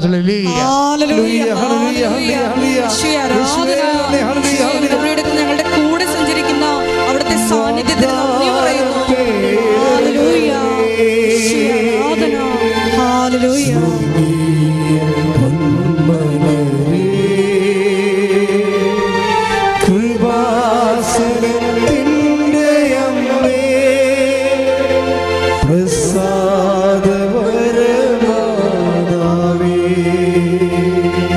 അപ്പോൾ ഇപ്പോൾ ജോസഫത്തിന് മാത്രമല്ല മാതാവ് പ്രത്യക്ഷപ്പെടണത്, എല്ലാവർക്കും.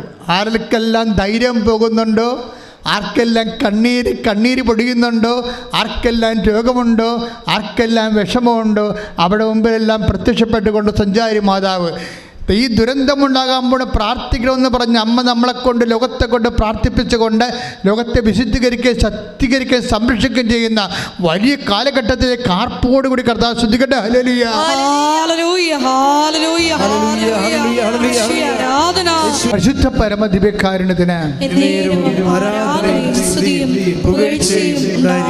ഞാൻ പറഞ്ഞു വരുന്ന ഇതാണ് മക്കളെ. ആ മത്തായിയുടെ ശ്രീകാരുടെ സുവിശേഷം 25:18 എന്തുകൊണ്ടാണ് യവന് ദൈവം 1 താലന്ത് മാത്രം കൊടുത്തത്? മറ്റുള്ളവർക്ക് 5ഉം 2ഉം കൊടുത്തപ്പോൾ ഈ കക്ഷിക്ക് എന്താ 1 കൊടുത്തത്? അവൻ കുഴിച്ചിടുമെന്ന് ദൈവത്തിന് നേരത്തെ അറിയാം. ദൈവമല്ലേ വിഷയം. അവൻ കുഴിച്ചിടുമെന്ന് ഒരു സംഭവം നടക്കത്തില്ല. ചുമ്മാ മടിയ അഭ്യാസം കാണിക്കാൻ വേണ്ടി ഉടമ്പടിയെത്തി ഇരിക്കുകയാണെന്ന് വിചാരിച്ചുകൊണ്ട് യവൻ കുഴിച്ചിടുമെന്ന് ദൈവത്തിന് അറിയാം. അതുകൊണ്ടാണ് ആളെന്തരം നോക്കിയ ദൈവം പെരുമാറിയിരിക്കുന്നത്. 1 കൊടുത്തിരിക്കുന്നത്. പോയാലും 1 പോകത്തുള്ളൂ, ആ 2 പോകത്തില്ലല്ലോ. എപ്പോഴും നമ്മൾ മനസ്സിലാക്കണം, ദൈവം ഈ ആളെ നോക്കുക ആദ്യം തന്നെ. നാളെ എന്ത് സംഭവിക്കും, നാളെ എന്താ സംഭവിക്കണം. മിനിരാജൻ എന്താ പറയണത്? ഞാൻ ഉടമ്പടി ജീവിക്കാൻ പോവുകയാണ്. അപ്പോൾ അവൾ അതങ്ങനെ ചെയ്യുമെന്ന് ദൈവത്തിന് അറിയാം. അങ്ങനെ അവൾ ചെയ്യുമെന്ന് ദൈവത്തിന് അറിയാം. അതുപോലെ തന്നെ നമ്മൾ നാളെ ഈ ഉടമ്പടിയുമായിട്ട് പോകുമ്പോൾ എന്താണ് നമ്മൾ ചെയ്യണമെന്ന് ദൈവത്തിന് നേരത്തെ അറിയാം. ഇപ്പം ഞാൻ ചില സമയത്ത് ചില സമയത്ത് ബൈബിൾ വായിക്കുമ്പോൾ ഞാൻ ചിരിക്കും. സാധാരണ ബൈബിൾ വായിക്കുമ്പോൾ ചിലപ്പോൾ കരയുകയും ചെയ്യും. ബൈബിൾ അങ്ങനെ ഒരു പുസ്തകമാണ്. കർത്താവിൻ്റെ ഫീലിങ്ങിലോടുകൂടി നമ്മൾ പോകുമ്പോൾ ചിലപ്പോൾ കരഞ്ഞുകൊണ്ടിരിക്കും നമ്മൾ, ചിലപ്പോൾ ചിരിക്കും, ചിലപ്പോൾ വിസ്മയിക്കും, ചിലപ്പോൾ അന്തം വിട്ടു പോകും. ബൈബിൾ അങ്ങനെ ഒരു സംഭവമാണ്. അതെന്ത് സംഭവിച്ചു? ഞാനൊരു സമയം ബൈബിൾ വായിച്ചപ്പോൾ ചിരിച്ച്. എനിക്കറിയാം, എനിക്ക് ദൈവത്തിൻ്റെ സ്വഭാവം അറിയാവില്ല. കാര്യം കർത്താവ് ആ വീട്ടിൽ ചെന്നിരിക്കണതാണ്. ആരുടെ? പത്രോസിൻ്റെ വീട്ടിൽ. പത്രോസിൻ്റെ വീട്ടിൽ ചെന്നപ്പോൾ എന്നാ സംഭവിച്ചിരിക്കണത്? പത്രോസിൻ്റെ ഭാര്യയുടെ അമ്മ വലിയ കൊടിയ പനി പിടിച്ച് ഡെങ്കി അടിച്ച് കിടപ്പാണ് പാർട്ടി. വലിയ പനി പിടിച്ച് കിടക്കുകയാണ്. പക്ഷേ അമ്മയ്ക്ക് ഈശോയ്ക്ക് അറിയാം എന്താ സംഭവം. ഇവരെഴുന്നേറ്റാൽ തീർച്ചയായിട്ടും ഒരു ഗ്ലാസ് വെള്ളം ആ വീട്ടിൽ നിന്ന് കിട്ടാൻ സാധ്യതയുണ്ട്. ക്ലിയറാണ്, അത് ക്ലിയറാണ്, അതിൻ്റെ സംശയമില്ല. എൻ്റെ അത് എഴുതിയിട്ടുണ്ടായിരുന്നു, ഇല്ലാത്തൊന്നും ഞാൻ പറഞ്ഞിട്ടില്ല. അവരെ അങ്ങനെ ഒരു നല്ല സ്ത്രീയാണ്. കാര്യം വെച്ച് കഴിഞ്ഞാൽ ചിലർ പറയും പത്രോസിൻ്റെ ഭാര്യ നേരത്തെ മരിച്ചുപോയി, മക്കളെ നോക്കിയത് മദറിൻലോയാണ് എന്ന് പറയും. എനിവേ നോക്കിയല്ലോ. ഇനി ഭാര്യ ഉണ്ടായാലും കർത്താവിൻ്റെ ജോലിക്ക് വേണ്ടി പത്രോസ് പോയപ്പോൾ ഈ ഭാര്യനെയും മക്കളെ നോക്കിയതാരാണ്? ആ ചെടുത്തിയാണ്. ആ ചെടുത്തി ബേസിക്കലി നല്ല പ്രഷിതയാണ്. അവർ പനി പിടിച്ചാണ് കിടക്കണമെന്നുണ്ടെങ്കിലും അവർ എഴുന്നേറ്റ് കഴിഞ്ഞപ്പോൾ ഉടനെ ചെയ്ത പരിപാടി എന്താണ്? അവരെ ശുശ്രൂഷിച്ചു. Take the bed of God. ശ്രദ്ധിക്കട്ടെ. ഹല്ലേലൂയ. ലൂക്ക 4:39. ലൂക്ക 4:39. അവൻ അവളുടെ അടുത്തെത്തി പനിയെ ശാസിച്ചു. അവൻ അവളുടെ അടുത്തെത്തി പനിയെ ശാസിച്ചു. അത് അവളെ വിട്ടുമാറി. അത് അവനെ വിട്ടുമാറി. ഉടനെ അവൾ എഴുന്നേറ്റ് അവരെ ശുശ്രൂഷിച്ചു. ഇതാണ് പ്രശ്നം. നമുക്ക് പലർക്കും ഇല്ലാത്തൊരു വിഷയമാണ്. പനി കഴിഞ്ഞതല്ലേ ഉള്ളൂ, ഇനി 2 ആഴ്ച കഴിഞ്ഞിട്ട് ശുശ്രൂഷിക്കാമെന്ന് പറഞ്ഞ് കിടന്നുണ്ടാക്കും. ഇല്ല വിഷയം ഇതല്ലേ. ശുശ്രൂഷിക്കാൻ മനസ്സില്ലാത്തവരെ സംബന്ധിച്ചിടത്തോളം പനിയല്ല, പണ്ടാരം വിട്ടു മാറിയാലും കയ്യനങ്ങത്തില്ല അവരുടെ. ഈ ചേർത്തി കുറച്ച് ബെറ്ററാണ്. എന്താ പറഞ്ഞത്? പനി അവരെ വിട്ടുമാറി. ഇതെന്താ ചെയ്തത്? ഉടനെ അവൾ എഴുന്നേറ്റ് അവരെ ശുശ്രൂഷിച്ചു. ഇപ്പം നമ്മുടെ ഒരു ആവശ്യം കഴിഞ്ഞു കഴിഞ്ഞാൽ, ഒരു സങ്കടം കഴിഞ്ഞാൽ ഉടനെ ശുശ്രൂഷ മൈൻഡുള്ളവരെ സംബന്ധിച്ചിടത്തോളം ആവതുണ്ടെങ്കിൽ, ഇത്തിരി ആവത് കിട്ടിയാൽ, തല പൊങ്ങി കിട്ടിയാൽ അവർ കർത്താവിൻ്റെ ജോലി ചെയ്യും. ഉടമ്പടി എടുത്ത എൻ്റെ ദൈവത്തിൻ്റെ പൈതലെ സത്യകീയ, നിൻ്റെ തല അല്പം പൊങ്ങിയ അപ്പം കർത്താവിൻ്റെ പേര് നീ ചെയ്യുമെങ്കിൽ അത് നീ ചെയ്യുമെന്ന് കർത്താവ് മുൻകൂട്ടി അറിയാമെങ്കിൽ ദൈവം ഇന്ന് ഇപ്പം ഇവിടെ നിന്നെ അനുഗ്രഹിച്ചിരിക്കും. കൈ ഇട്ടിച്ച് കർത്താവ്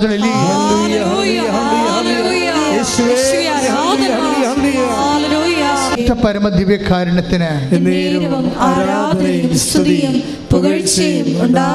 ഇപ്പൊ നമ്മൾ പട്ടിണിയാണെന്ന് വിചാരിക്കുക. നമ്മുടെ പട്ടിണി വെച്ചാൽ നമ്മുടെ ജീവിതത്തിൽ പല കാര്യങ്ങളൊക്കെ ഇല്ലായ്മക്കാരാണെന്ന് വിചാരിക്കുക. നമ്മുടെ ഇല്ലായ്മ ഒരു ദിവസം ദൈവം പരിഹരിക്കുകയാണെങ്കിൽ അപ്പം തന്നെ പരിഹരിക്കണ ആ സമയത്ത് തന്നെ നിങ്ങൾക്ക് കിട്ടിയതിൻ്റെ പങ്ക് മറ്റുള്ളവർക്ക് കൊടുക്കുമെങ്കിൽ കർത്താവ് ഇന്ന് അത്ഭുതം പ്രവർത്തിക്കും. പറഞ്ഞാൽ മനസ്സിലായില്ലേ? നമ്മൾ പട്ടിണിയും പ്രവട്ടവും കഷ്ടപ്പാടും ഒക്കെ ആയിട്ട് പോവുകയാണ്. പക്ഷേ നിങ്ങളെ ഒന്ന് നേരെ നിൽക്കാൻ, തല പൊങ്ങാൻ കർത്താവ് അനുവദിച്ചാൽ നിങ്ങൾ അതേസമയം തന്നെ മറ്റുള്ളവരെ എല്ലാവരെയും സഹായിക്കുമെന്നുണ്ടെങ്കിൽ കർത്താവ് നിങ്ങളെ ഇന്ന് അനുഗ്രഹിക്കും. അത് വചനം ഏതാണെന്ന് അറിയാവോ? അതായത് 5:7. Take the bed of God. ലൂക്കാ സുവിശേഷം ശ്രദ്ധിക്കട്ടെ. ഹല്ലേലൂയ, ഹല്ലേലൂയ, ഹല്ലേലൂയ, ഹല്ലേലൂയ. യേശുവേ നന്ദി, യേശുവേ സ്തുതി. ഹല്ലേലൂയ. ലൂക്ക 5:7. അവർ മറ്റേ വെള്ളത്തിൽ ഉണ്ടായിരുന്ന കൂട്ടുകാരെ ആംഗ്യം കാണിച്ച് സഹായത്തിന് വിളിച്ചു. അവർ അതെന്താ പ്രശ്നം വെച്ച് കഴിഞ്ഞാൽ ഇവർ വള്ളത്തിന് പണിയൊന്നുമില്ലാതെ വിഷമിക്കുകയാണ്. അപ്പോൾ കർത്താവ് പറഞ്ഞു വലതുവശത്ത് വലയിറക്കുക, അപ്പം കിട്ടുമെന്നിരിക്കും. കിട്ടിയപ്പോൾ വല തകൃതിയായി കിട്ടിയത് എന്തുകൊണ്ടാണ് തകൃതിയായി? അതായത് ഒരു വള്ളത്തിനല്ല കൊടുത്തിരിക്കുന്നത്, 2 വള്ളത്തിനും കൂടി കൊടുത്തിരിക്കുക. അടുത്തുള്ള വള്ളങ്ങൾക്ക് എല്ലാം വേണ്ടിയാണ് കൊടുത്തിരിക്കണം കർത്താവ്. അവർക്കത് മനസ്സിലായി. അത് പക്ഷേ നമ്മുടെ ഒരു വീടിന് വേണ്ടി മാത്രമല്ല ദൈവം അനുഗ്രഹിക്കണത്. ദൈവം നിങ്ങളെ അനുഗ്രഹിക്കുമ്പോൾ നിങ്ങളുടെ അമ്മയുടെ അനിയത്തിമാർ, ചേട്ടത്തിമാർ, ചേട്ടന്മാർ, അയൽവാസികൾ, അന്യമതസ്ഥർ, അയൽവാസികളുമായി നമ്മുടെ നാട്ടിൽ നമ്മുടെ കൂടെ താമസിക്കുന്ന പാവപ്പെട്ടവർ എല്ലാവരെയും ഉദ്ദേശിച്ചുകൊണ്ടാണ് ദൈവം നമ്മൾ അനുഗ്രഹിക്കണത്. ഈ ഒരു ബോധം ഉണ്ടാകണം. കിട്ടിയെന്ന് പറഞ്ഞ് നമ്മൾ മാത്രം എടുത്തുകൊണ്ട് അണ്ണാക്കിലോട്ട് കയറ്റി കഴിഞ്ഞാൽ ദൈവം പിന്നെ കാലണ കാശൊക്കെ തരത്തില്ല. ദൈവത്തിൻ്റെ അനുഗ്രഹത്തിൻ്റെ മൈൻഡ് സെറ്റ്, ദൈവത്തിൻ്റെ മനസ്സറിയണം. ഇല്ലായ്മയാണ് വല്ലായ്മയാണെന്ന് കണ്ടാൽ ദൈവം തീർച്ചയായിട്ടും നിങ്ങളെ സഹായിക്കുമ്പോൾ തരുമ്പോൾ നിങ്ങൾക്ക് വേണ്ടതിനേക്കാൾ കൂടുതൽ തരുന്നതിൻ്റെ കാരണം മറ്റുള്ളവരെ സഹായിക്കാൻ തന്നെയാണ്. അതാ വചനം പറഞ്ഞത്. അവർ മറ്റു വള്ളക്കാരെ ആംഗ്യം കാണിച്ച് വിളിക്കേണ്ടി വന്ന സാഹചര്യം എന്താണ്? ഇവർക്ക് എടുത്താൽ പൊങ്ങാത്ത കൊണ്ടാണ്. എന്താ എടുത്താൽ പൊങ്ങാത്ത വന്നത്? അവർക്കുള്ളത് കൂടി കൊടുത്തത് കൊണ്ടാണ് ഇവർക്ക് പൊങ്ങാൻ പറ്റും. പക്ഷെ അവരത് മനസ്സിലാക്കി. എടുത്താൽ പൊങ്ങാത്ത സംഭവമാകുമ്പോൾ അവർക്കുള്ളത് കൂടി ഇതിനകത്തുണ്ടെന്ന് മനസ്സിലാക്കിയിട്ട് അവരത് കൊടുത്തു. അവരുടെ മറ്റു വള്ളങ്ങളെ മുങ്ങാറാകുളം നിറച്ച്. അപ്പോൾ ദൈവത്തിനറിയാം ഇവരങ്ങനെ ചെയ്യുമെന്നറിയാം. നിൻ്റെ സഹോദരനെ, ശത്രുവിനെ പോലും നീ നാളെ സന്ധിക്കുമെന്ന് ദൈവത്തിന് അറിയാൻ പറ്റുമെന്നുണ്ടെങ്കിൽ അങ്ങനെ ഒരു മനസ്സിലോട്ട് നീ മാറുകയാണ്, ഉടമ്പടി പ്രകാരം മാറുകയാണെങ്കിൽ ദൈവപൈതലേ ഇന്ന് ഈ രാത്രി നിൻ്റെ ജീവിതത്തിൽ ഒരു അത്ഭുതം സംഭവിക്കും. നീ ഒരു തീരുമാനം എടുക്കണം. ഇന്നൊരു തീരുമാനം എടുക്കണം. ദൈവത്തിന് മനസ്സറിഞ്ഞുകൊണ്ട് സുവിശേഷം ജീവിച്ചുകൊണ്ട് സുവിശേഷത്തിൻ്റെ ദൈവത്തിൻ്റെ സ്നേഹത്തിന് സാക്ഷിയായി ഉടമ്പടി പ്രകാരം എന്നെ ഉയർത്തണമെന്ന് പ്രാർത്ഥിച്ചുകൊണ്ട് ശ്രദ്ധിക്കട്ടെ.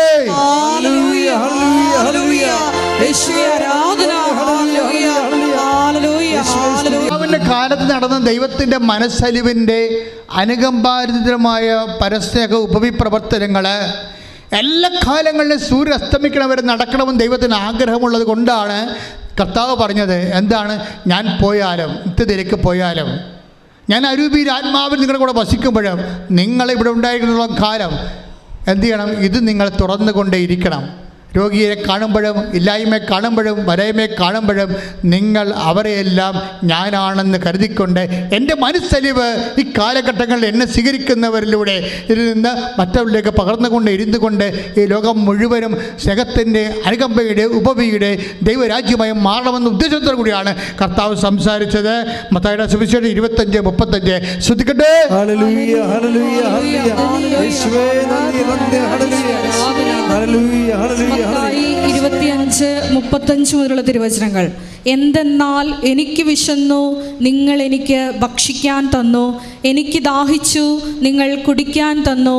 ഞാൻ പരദേശിയായിരുന്നു, നിങ്ങൾ എന്നെ സ്വീകരിച്ചു. ഞാൻ നഗ്നനായിരുന്നു, നിങ്ങൾ എന്നെ ഉടുപ്പിച്ചു. ഞാൻ രോഗിയായിരുന്നു, നിങ്ങൾ എന്നെ സന്ദർശിച്ചു. ഞാൻ കാരാഗൃഹത്തിലായിരുന്നു, നിങ്ങൾ എൻ്റെ അടുത്ത് വന്നു. ആർക്കെല്ലാം എന്തെങ്കിലും ചെയ്തോ, ആരെല്ലാം പട്ടിണിയും പരിവട്ടവും വിഷമവും വേദനയും കാരാഗ്രഹവുമായിട്ട് ഇവിടെ ജീവിക്കുന്നുണ്ട്, കണ്ണിൽ നിന്ന് കണ്ണീര് പൊടിക്കുന്നുണ്ട്, അവരെല്ലാം ഞാനാണെന്ന് പറഞ്ഞുകൊണ്ട് മനുഷ്യരാശിയുടെ കണ്ണീരിനോട് മാനുഷികമായ അജ്ഞതായിട്ട് പുലർത്താൻ വേണ്ടി മനുഷ്യാവതാരം ചെയ്തവൻ ഇന്ന് നിന്റെ കൂടെ ജീവിക്കുന്നുണ്ടെങ്കിൽ അവൻ്റെ കൈയായി കാലായി അവനായി നീ തുടരേണ്ട സുവിശേഷ ജോലിയാണ് ഉടമ്പടി നിന്നെ ഏൽപ്പിക്കുന്നത്. കൈയടിച്ച് കിടത്താൻ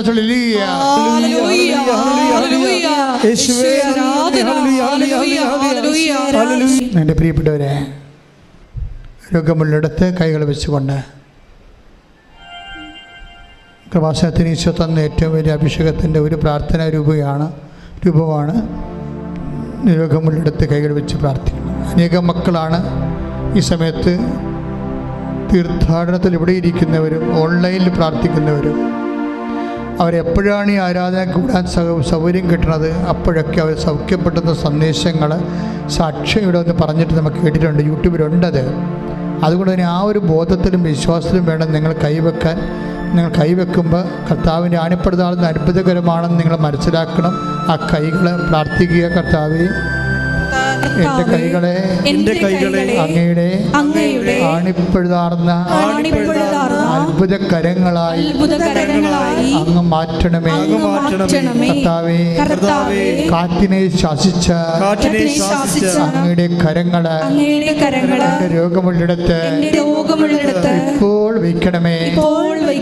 കർത്താവേ, ലാസറിനെ ഉയർപ്പിച്ച അങ്ങയുടെ ശക്തമായ കരങ്ങള് എൻ്റെ രോഗമുള്ളിടത്ത് ഇപ്പോൾ വെക്കണമേ. അന്തന്റെ കണ്ണിനെ സ്പർശിച്ച അങ്ങയുടെ കരുണയുടെ കരങ്ങള് എൻ്റെ രോഗമുള്ളിടത്ത് ഇപ്പോൾ വെക്കണമേ. കാനായിലെ വെള്ളത്തെ വീഞ്ഞാക്കിയ അങ്ങയുടെ ആശീർവാദ കരങ്ങള് ഇപ്പോൾ എൻ്റെ മേൽ വയ്ക്കണമേ. പാപങ്ങളെ എഴുതി തള്ളിക്കൊണ്ട് പാപിനോട് സംസാരിച്ചപ്പോഴ് നിലത്തെഴുതിയ കർത്താവേ, അങ്ങയുടെ പാപക്ഷമയുടെ കരങ്ങള് ഇപ്പോൾ എൻ്റെ മേൽ വെക്കണമേ. അഞ്ചപ്പത്തെ ആശീർവദിച്ച് 5000 പേർക്കായി വിളമ്പിയ കർത്താവേ, അങ്ങയുടെ അപ്പത്തെ ആശീർവദിച്ച കരങ്ങള് എൻ്റെ ജീവിത ആവശ്യങ്ങളുടെ മേൽ ഇപ്പോൾ വെക്കണമേ. കർത്താവേ, ചെകിടന് തുറക്കപ്പെടട്ടെ കൽപ്പിച്ചുകൊണ്ട് ചെവികളിലെ വയ്ക്കപ്പെട്ട അങ്ങയുടെ സൗഖ്യകരങ്ങള് എൻ്റെ ശരീരത്തിലെ രോഗമുള്ളെടുത്ത് ഇപ്പോൾ വെക്കണമേ. ഉച്ചി മുതല് കാൽ വരെ അർശസ് രോഗങ്ങള്, അൾസർ രോഗങ്ങള്, വെരിക്കോസിന് അസുഖങ്ങള്, വിസർപ്പ രോഗങ്ങള്, പിസിഒഡി രോഗങ്ങള്, ആന്തരിക സൗഖ്യങ്ങള്, അവയവങ്ങളുടെ സൗഖ്യങ്ങള്, ശ്വാസകോശ രോഗങ്ങള്, TB രോഗങ്ങള്, തൈറോയ്ഡ് രോഗങ്ങള്, സിസ്റ്റ് രോഗങ്ങള്, കല്ലുണ്ടാകുന്ന രോഗങ്ങള്, മരവിപ്പ് രോഗങ്ങള്, വാതരോഗങ്ങള്, യേശുവിന്റെ നാമത്തിൽ, യേശുവിന്റെ നാമത്തിൽ, യേശുവിന്റെ നാമത്തിൽ മാറിപ്പോകട്ടെ. കൈകൾ കൂപ്പി കർത്താവിനെ തന്നെ നോക്കിക്കൊണ്ട് നമുക്ക് പ്രാർത്ഥിക്കാം. എല്ലാവരും പ്രാർത്ഥിക്കണം. കർത്താവായ ദൈവമേ, ഞങ്ങളുടെ ഈ പ്രാർത്ഥന കൂട്ടായ്മയില്, ഓൺലൈനായി പ്രാർത്ഥിക്കുന്നവരല്ല, അവർ ഏതെല്ലാം കാലത്ത് എന്തിനെല്ലാം വേണ്ടി പ്രാർത്ഥിച്ചാലും ഈ പ്രാർത്ഥനയുടെ ശക്തിവിശേഷം അവർക്ക് അനുഭവപ്പെടുവാൻ അമ്മേ പരിശുദ്ധ അമ്മേ എല്ലാവർക്കും വേണ്ടി സ്വർഗീയ നിമിഷങ്ങളിലെ വഹിക്കണമേ. മക്കളില്ലാത്തവര്, സ്ത്രീ സണ്ടത്വമുള്ളവര്, പുരുഷ സണ്ടത്വമുള്ളവര്, കർത്താവേ അങ്ങ് സ്പർശിക്കണമേ. ജീവനമായിട്ടുള്ള ശക്തിവിശേഷം അങ്ങിലേക്ക് അങ്ങിൽ നിന്ന് ഒഴുകട്ടെ. മക്കളില്ലാത്തവർക്ക് ഈ നിമിഷം കുഞ്ഞുങ്ങൾ ജനിക്കാൻ ശക്തി ലഭിക്കട്ടെ.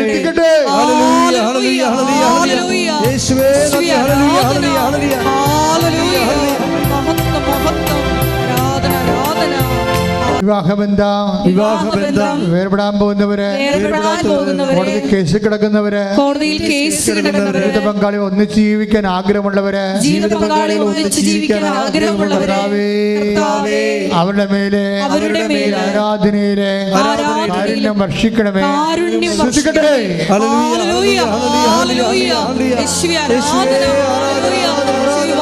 തകർന്നിരിക്കുന്ന എല്ലാ മക്കളെയും ഈ ആരാധനയിലൂടെ കുട്ടി യോജിപ്പിക്കണമേ എന്ന് പ്രാർത്ഥിക്കുന്നു. സാക്ഷികളാക്കി ഉയർത്തണമേ.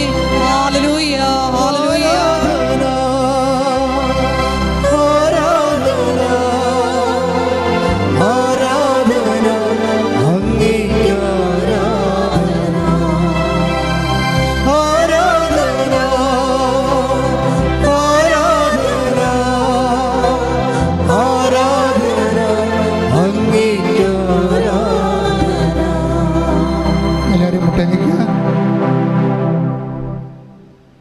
മൗന പ്രാർത്ഥനയുടെ സമയമാണ്. എന്തെങ്കിലും കാര്യം അച്ഛൻ വിട്ടുപോയിട്ടുണ്ടെങ്കിൽ മക്കൾ ഇപ്പോഴേ മൗനമായി പ്രാർത്ഥിക്കേണ്ടതാണ് മാതാവിൻ്റെ മധ്യസ്ഥയിൽ. എല്ലാവരും കൈകൾ കൂപ്പി ഭക്തിയോടെ മുട്ടൻ നിൽക്കുക. ഈശോ നിങ്ങളെ ആശീർവദിക്കുന്ന സമയമാണ്. ഓൺലൈനിലുള്ളവരും ശ്രദ്ധയോടെ മുട്ടൻ നിൽക്കുക. കൈകൾ കൂപ്പി ശിരസ് നമിച്ച് കർത്താവിൻ്റെ ആശീർവാദം സൗഖ്യമായി, ധൈര്യമായി, കൃപയായി, വിടുതലായി പ്രാപിക്കുക. ശ്രദ്ധിക്കട്ടെ.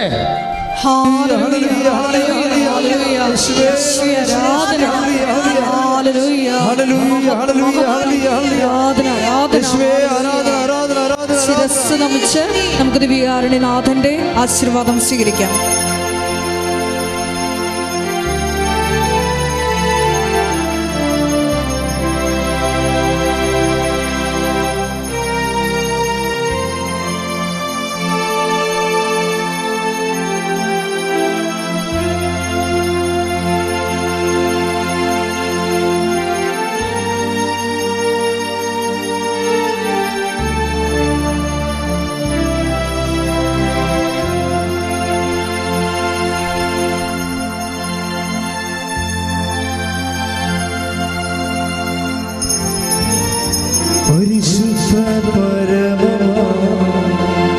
ദിവ്യകാരുണ്യമേ